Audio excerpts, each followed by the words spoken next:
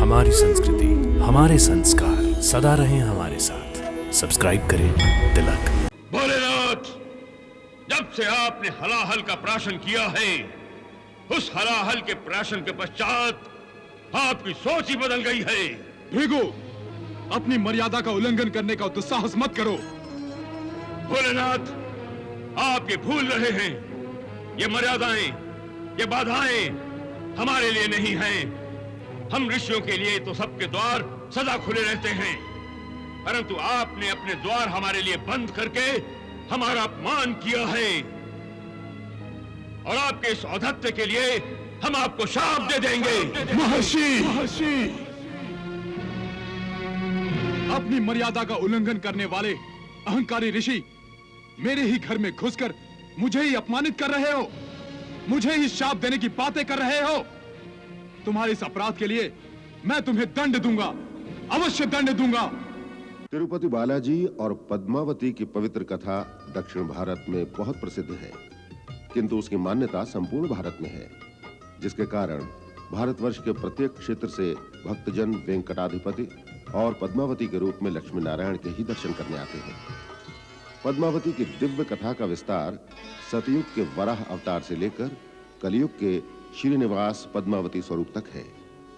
इस कथा का आरंभ हम महर्षि भृगु के आश्रम से कर रहे हैं।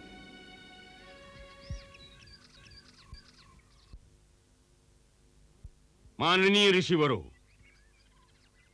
मैं आप सबसे आज एक प्रश्न पूछना चाहता हूं। हम सब जो अपने इष्ट देव की पूजा अर्चना करते हैं, अंततः हमारी वो पूजा अर्चना किसके पास जाती है? हम उसे किसे अर्पित करते हैं? ऋषिवर भृगु, आपका ये प्रश्न तो बड़ा ही गूढ़ है। हम सब अपने अपने इष्ट की पूजा करते हैं। कोई सूर्य देवता की पूजा करता है, कोई शंकर पार्वती की पूजा करता है, तो कोई विष्णु की पूजा करता है। परंतु हमारी पूजा अंततः किसके चरणों में अर्पित होती है? यही तो रहस्य है कौत्स ऋषि, यही तो रहस्य है। नारायण नारायण नारायण, नारायण नारायण नारायण। प्रणाम देवर्षि। कल्याणमस्तु।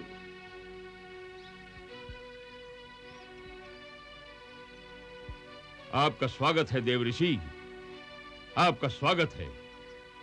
आप अत्यंत ही उचित समय पर पधारे हैं। आपका स्वागत है। देवर्षि, हम सब एक गूढ़ प्रश्न का उत्तर ढूंढने की चेष्टा कर रहे थे। जानता हूं, मैंने वो प्रश्न सुन लिया है कौत्स ऋषि। उस प्रश्न का उत्तर देने के लिए आपसे बड़ा ज्ञानी और कौन हो सकता है? इसलिए आइए, आसन ग्रहण कीजिए और उस रहस्य का उत्तर देकर हमारा ज्ञान बढ़ाइए। पधारिए।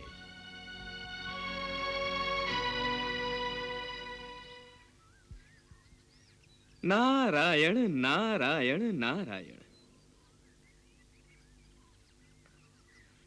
ऋषिगणों, सभी अपने इष्ट की पूजा करते हैं।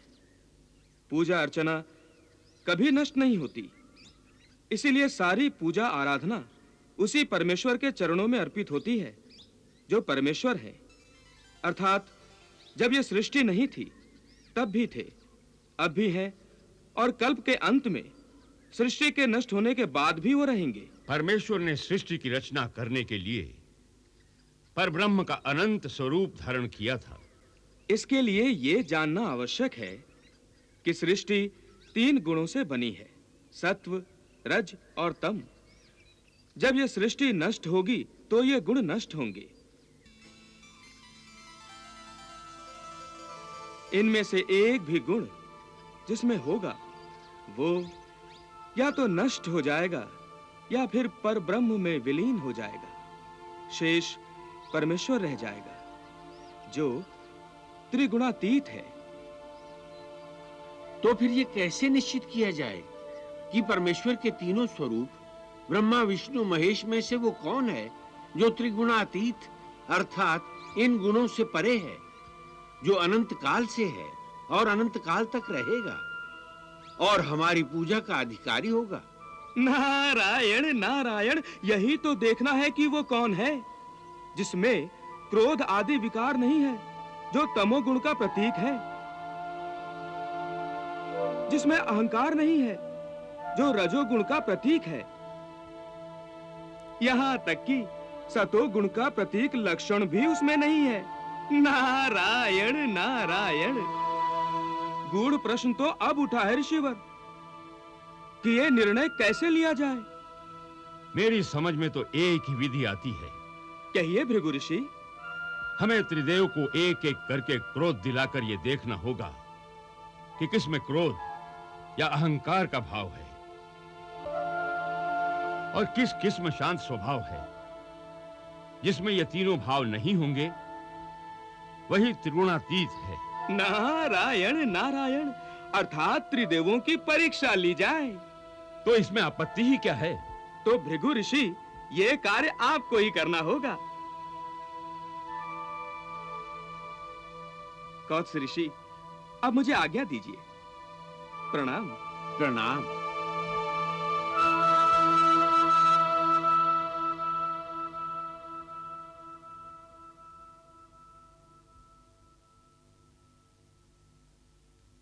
अब मुझे त्रिदेवों की परीक्षा लेनी होगी।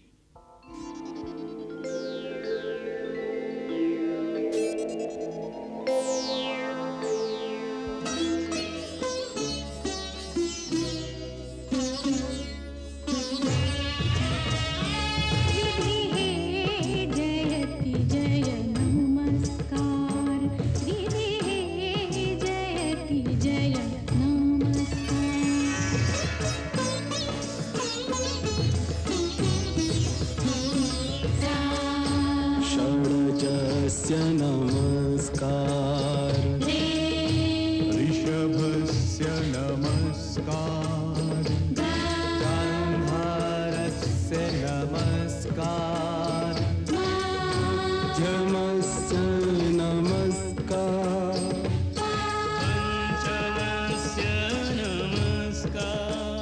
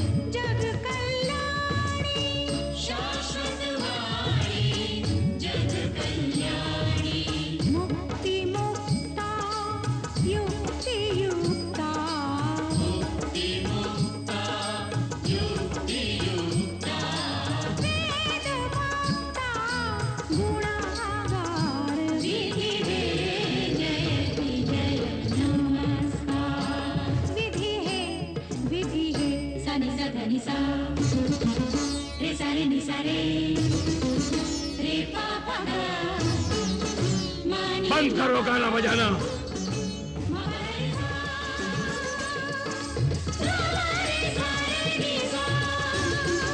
बंद करो ये नाच गाना। विधि है जयति जय नमस्कार।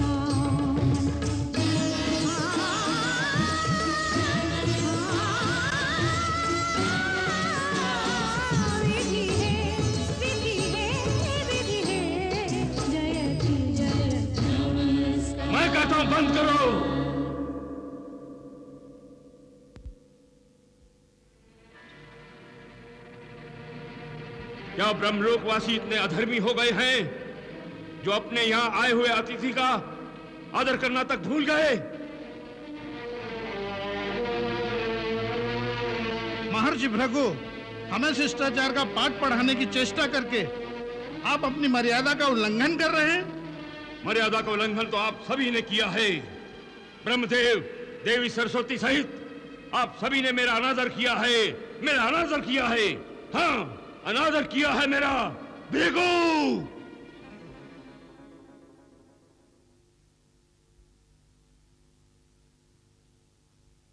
तुम मेरे ही पुत्र होकर मुझसे आदर की अपेक्षा कर रहे हो। हमारी संस्कृति में बड़ों का आदर करने की परंपरा सर्वश्रेष्ठ है। पुत्र चाहे कितनी घोर तपस्या कर ले, कितना ही महान ज्ञान और तपोबल अर्जित कर ले, वो अपने पिता से कभी श्रेष्ठ नहीं हो सकता। पिता के सामने उसे सिर झुकाना ही पड़ता है।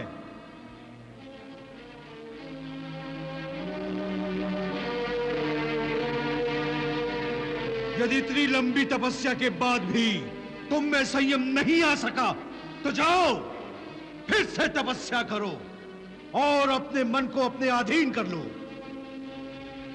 क्षमा करें पिताश्री, और मुझे कहने की आज्ञा दें कि संयम तो आप में भी नहीं है। आप भी तो क्रोधित हो गए।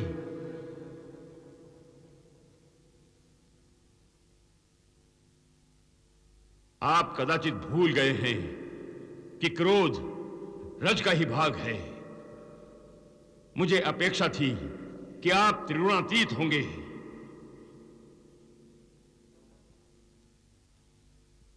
परंतु आपसे भेंट करके मुझे निराशा ही हाथ आई है पिताश्री, निराशा ही हाथ आई है।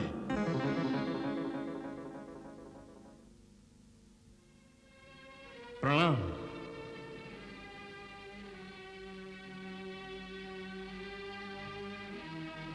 प्रणाम माता।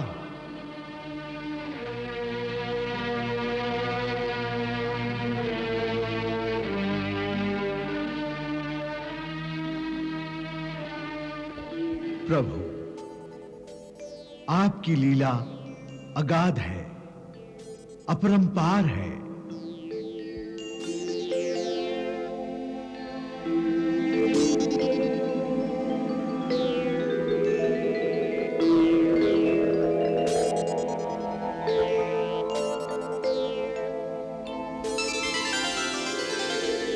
नारायण नारायण नारायण नारायण। प्रणाम देव ऋषि। कल्याणमस्तु। लगता है आप ब्रह्मलोक से आ रहे हैं भृगु ऋषि। हाँ देवर्षि, पितामह ब्रह्मदेव से भेंट करके आ रहा हूं। नारायण नारायण। अर्थात पुत्र ने पिता की परीक्षा ली, परंतु क्या निर्णय लिया पिता के संबंध में? निर्णय क्या लेना देवर्षि, मुझे तो खेद है कि पितामह ब्रह्मदेव अभी तक अपने विकारों पर विजय नहीं प्राप्त कर सके। नारायण नारायण नारायण। अब आप त्रिगुणातीत की खोज में कहां जा रहे हैं? देवर्षि, इसी संबंध में कैलाश जा रहा हूं, महादेव शिव शंकर से भेंट करने। ये आपने ठीक सोचा। नारायण नारायण नारायण।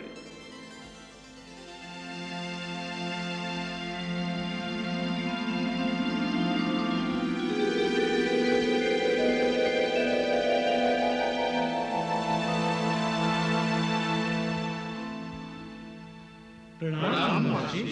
कल्याणमस्तु। हे नंदीश्वर, महादेव शिव शंकर कहां हैं? महादेव माता पार्वती के साथ महल के अंदर चौसर खेल रहे हैं।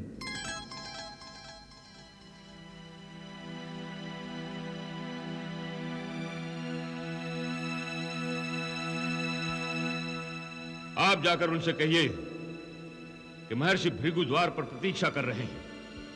हस्तक्षेप करने पर कैलाशपति और माता पार्वती रुष्ट हो जाएंगी।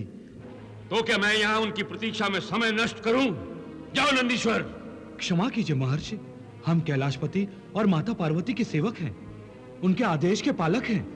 हम स्वामी की अवज्ञा कैसे कर सकते हैं? तो फिर मैं ही स्वयं भीतर जाता हूं। नहीं नहीं महर्षि, आप यहीं रुकिए। महादेव के क्रोध को निमंत्रण मत दीजिए महर्षि, मत दीजिए। नंदीश्वर, यदि इस समय तुमने मेरा रास्ता नहीं छोड़ा तो यूं समझ लो कि तुमने मेरे क्रोध को निमंत्रण दे डाला। मैं तुम्हें शाप दे दूंगा। क्षमा कीजिए महर्षि, क्षमा क्षमा कीजिए। हट जाओ।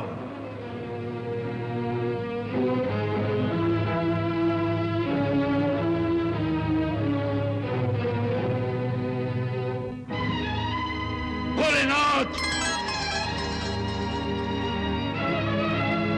महर्षि भृगु, किसी के निजी भवन में इस तरह बिना आज्ञा के अंदर घुस आना कहां का शिष्टाचार है?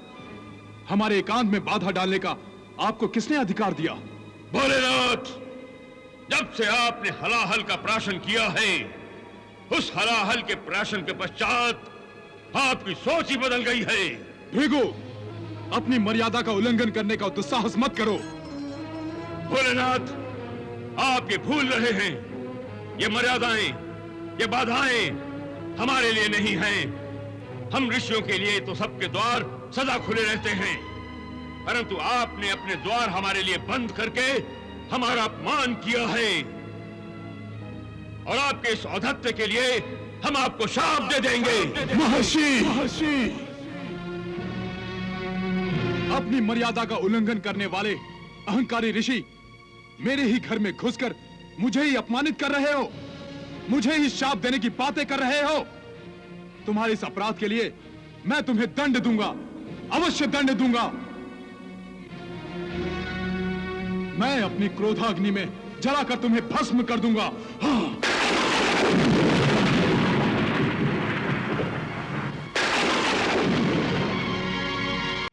शांत हो जाइए प्रभु, शांत हो जाइए।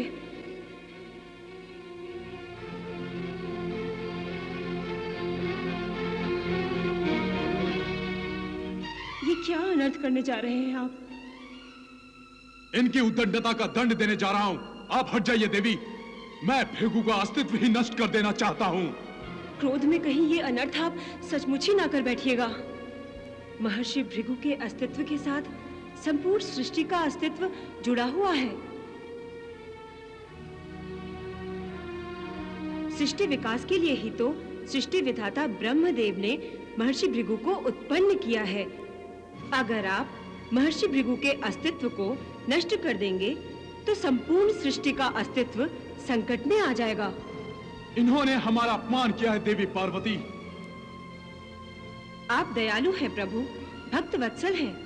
आपने हलाहल जैसे विष का प्राशन कर उसके प्रभाव को धारण किया है, तो क्या आप महर्षि भृगु जैसे ऋषियों द्वारा जो आपका अपमान हुआ है उसे भूल नहीं सकते? और सच पूछिए तो ये अपमान नहीं है प्रभु। महर्षि भृगु सत्य ही तो कह रहे थे। ऋषि मुनियों के लिए तो सबके द्वार सदैव खुले रहते हैं, और हमने अपने द्वार उनके लिए बंद रखकर भूल की है। इसलिए प्रभु शांत हो जाइए, शांत हो जाइए महादेव। भोलेनाथ, मुझे क्षमा कर दीजिए, क्षमा कर दीजिए। क्षमा? मैं तो आप पर प्रसन्न हुआ महर्षि भृगु। आप जो कुछ भी कर रहे हैं सृष्टि कल्याण के लिए कर रहे हैं, और फिर आपने तो अपने प्राणों की भी परवाह नहीं की। आप तो अंतर्यामी है प्रभु, आप तो अंतर्यामी हैं, सब जानते हैं आप प्रभु। आप धन्य हैं महर्षि। साक्षात त्रिदेवों की परीक्षा लेने का साहस केवल आप जैसा महात्मा ही कर सकता है। आप जो लीला रचा रहे हैं उसका आनंद हमने भी लिया है। पृथ्वी वासियों के लिए जो आप लीला रचा रहे हैं उसे हमारा आशीर्वाद है। हे महर्षि भृगु, आप भी जानते हैं कि क्रोध मेरा स्थायी भाव है, इसलिए मैं भी त्रिगुणातीत नहीं हूं। आप सचमुच महादेव हैं, महादेव। हे भोलेनाथ, आपकी कृपा हम पर सदैव बनी रहे, सदैव बनी रहे। तथास्तु। माता पार्वती, आपको भृगु का कोटि कोटि प्रणाम, कोटि कोटि प्रणाम माता।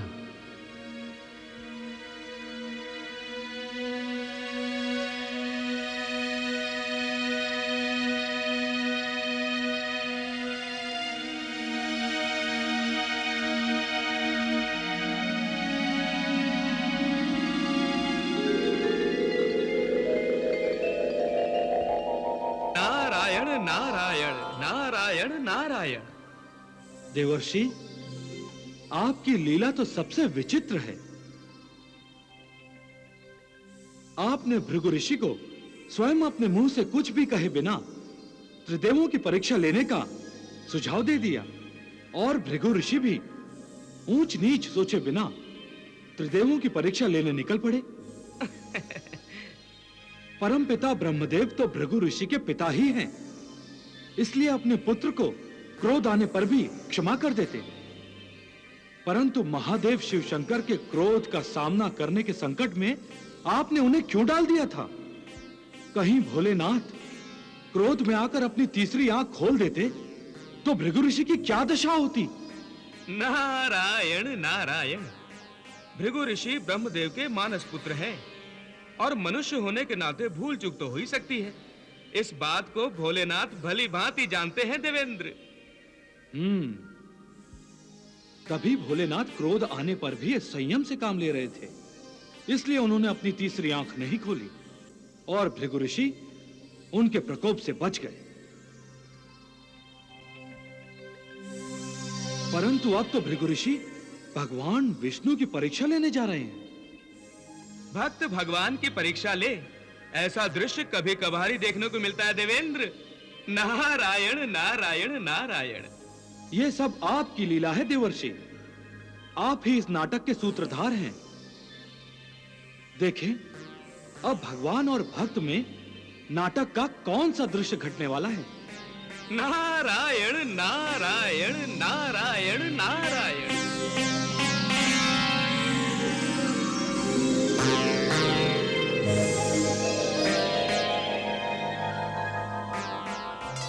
देवी, आपको यह संदेह भी कैसे हुआ कि हम आपकी विरह सह सकते हैं? आपके बिना हम अधूरे हैं। आप ही तो हमारी शक्ति हैं। कई श्रद्धालु तो हमें आपके नाम से ही पहचानते हैं। वो हमें लक्ष्मीकांत और लक्ष्मीपति कहते हैं। बस प्रभु, आप तो यूं ही हमें अपनी मीठी मीठी बातों से भ्रमाते रहते हैं। नारायण नारायण नारायण। धन्य है प्रभु आप और धन्य है माता महालक्ष्मी। लोग तो ये समझ रहे हैं कि इस नाटक का सूत्रधार मैं हूं, परंतु हे प्रभु, आप तो इस सृष्टि के महान सूत्रधार हैं। आप और माता महालक्ष्मी इस सृष्टि के सूत्रधार ही नहीं, बल्कि इस सृष्टि के सबसे बड़े अभिनेता भी हैं। इस समय आप दोनों सामान्य मनुष्य की भांति एक दूसरे के प्रेम में समाधि लगाए बैठे हैं।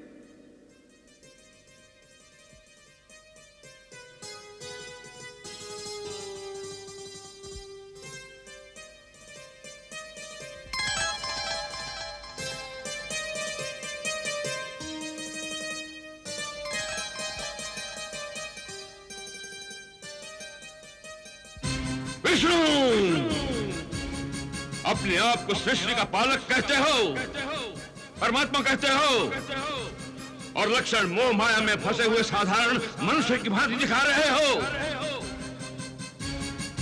प्रेम की मुद्रा में ऐसे मस्त हो गए हो कि अपने द्वार पर आए हुए अतिथि का अनादर अपमान कर रहे हो। नारायण नारायण नारायण। ठीक है, मैं तुम्हारे इस दुस्साहस और अपने अपमान के लिए तुम्हें शाप देता हूं विष्णु, कि तुम लक्ष्मी से बिछड़ जाओ।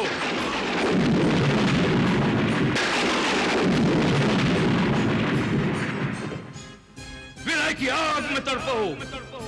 मोह के मारे साधारण मनुष्यों की भांति तुम भी पृथ्वीलोक पर लक्ष्मी को ढूंढते फिरो।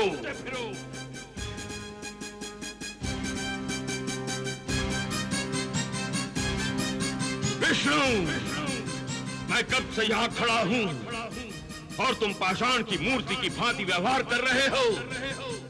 मैं भी देखता हूं तुम कितने पत्थर हो, कितनी शक्ति है तुम में।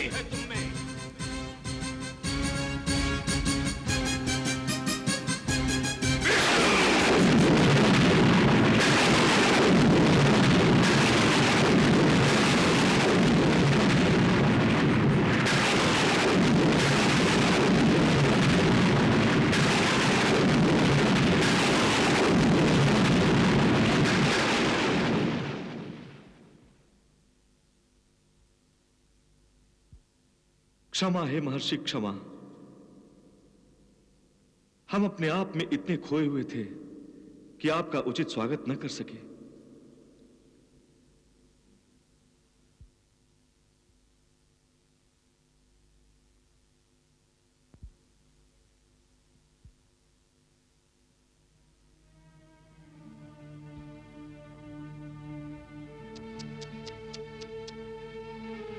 ये आप क्या कर बैठे भृगु ऋषि?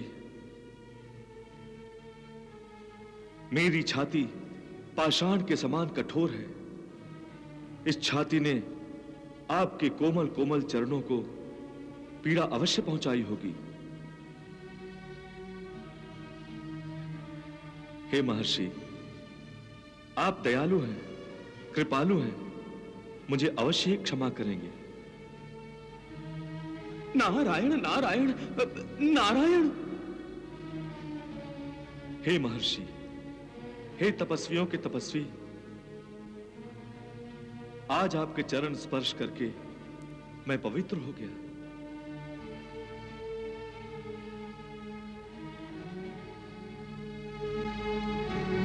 महर्षि, आप खड़े क्यों हैं? विराजिए।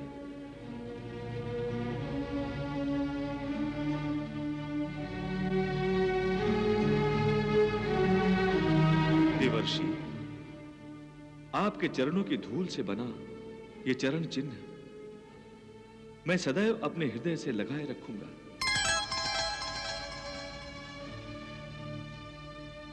ये चरण चिन्ह अनंत तक मेरी छाती की शोभा बढ़ाता और आपकी याद दिलाता रहेगा। हे प्रभु, मुझे क्षमा कर दीजिए। प्रभु, मुझे क्षमा कर दीजिए।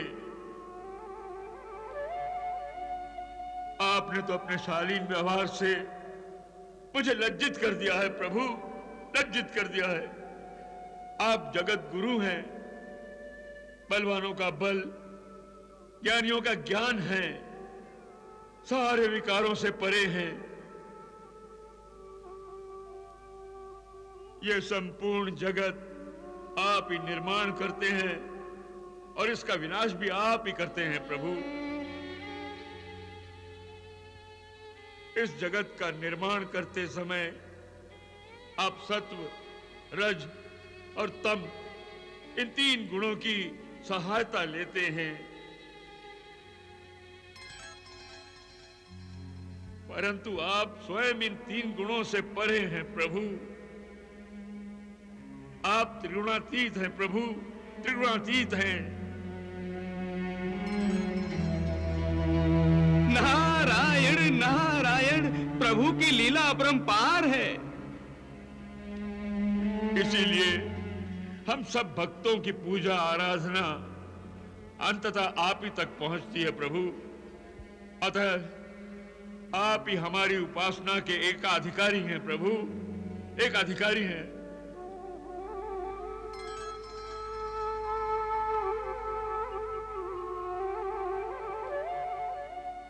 मैया, अपना ज्ञान दूर करने की इस चेष्टा के बीच मुझसे यदि कोई भूल हो गई हो तो मुझे क्षमा कर दो माता, मुझे क्षमा कर दो।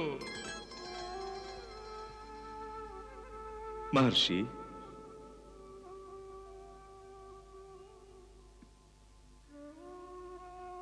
मैं आपसे प्रसन्न हूं।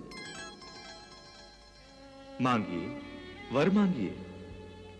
हे प्रभु, यदि आप मुझ पर प्रसन्न हैं और मुझे वर देना ही चाहते हैं तो पृथ्वीवासियों के कल्याण हेतु पृथ्वी पर चलकर निवास कीजिए प्रभु, पृथ्वी पर चलकर निवास कीजिए।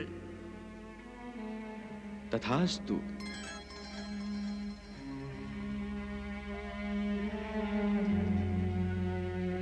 प्रणाम माता। प्रणाम।